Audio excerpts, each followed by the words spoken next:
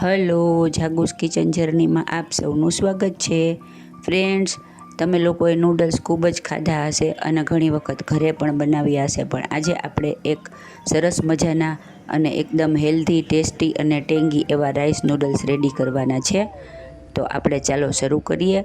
સૌથી પહેલાં તેના માટે મેં 1 કપ ચોખાનો લોટ અને 1 કપ આરા લોટ લીધો છે અને ત્યારબાદ તેમાં 1 ચમચી તેલ એડ કરી અને પછી હૂંફાળા પાણીથી આપણે તેનો ડો બાંધી લેશું. પાણી સહેજ હૂંફાળું રાખવાનું છે અને તેનાથી લોટ બાંધી લેવાનો છે. લોટ એકદમ સ્મૂધ બાંધવાનો છે. ત્યારબાદ તેને એક કપડું ઢાંકી અને 10 મિનિટ સુધી રાખી મૂકશું અને તેને રેસ્ટ થવા દેશું. જો આપણો લોટ રેડી થઈ ગયો છે.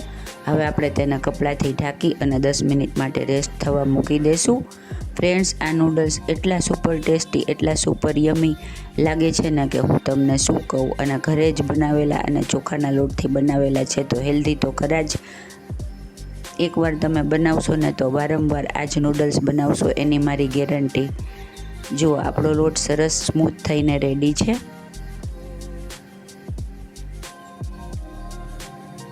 હવે આપણે એક સેવ પાડવાનો સંચો લેશું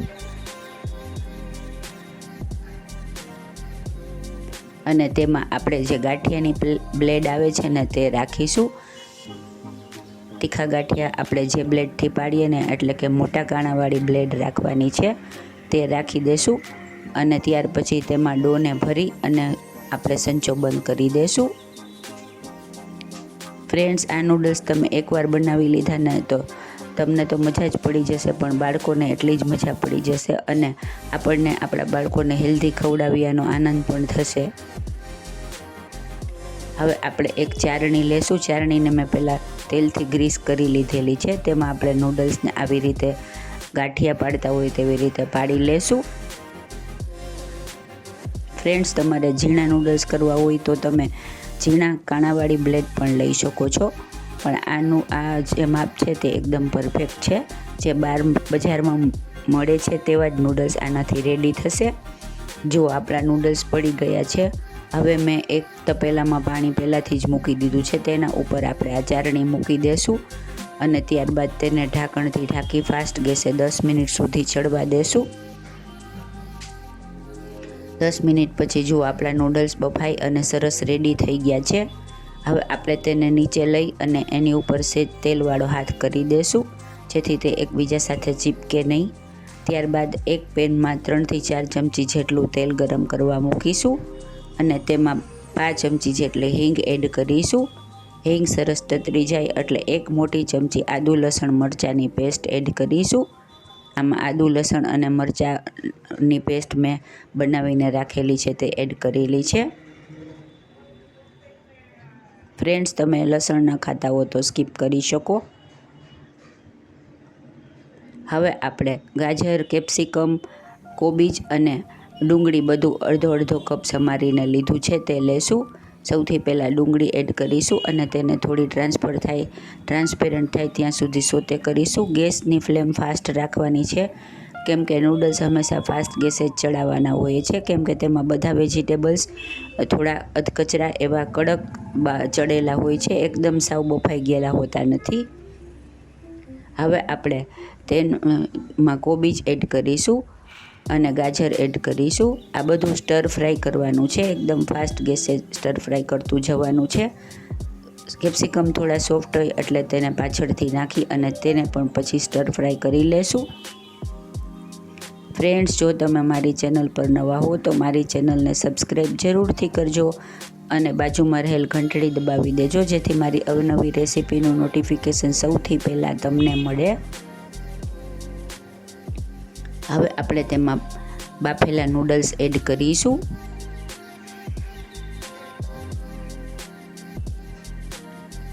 ફ્રેન્ડ્સ, આ નૂડલ્સ તમે એકવાર બનાવશો ને તો તમે વારંવાર બનાવશો. જો કેવા સરસ રીતે રેડી થઈ ગયા છે ને આપણા નૂડલ્સ, એકદમ છૂટા છૂટા સરસ મજાના બફાઈને રેડી છે. હવે આપણે તેની ઉપર મસાલા કરીશું. તેના માટે 1 ચમચી લાલ મરચું પાવડર, 5 ચમચી હળદર,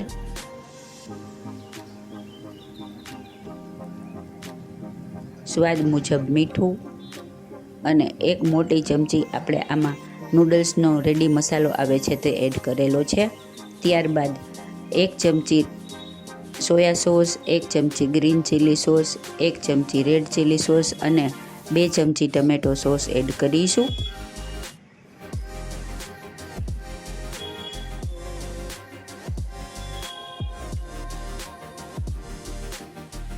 અત્યારે આપણે ગેસને થોડો ધીમો કરી નાખવાનો છે, કેમ કે બધું એડ કરી લીધા પછી આપણે ફરીથી ગેસને ફાસ્ટ કરી અને બધું એકદમ સરસ રીતે મિક્સ કરી દેવાનું છે.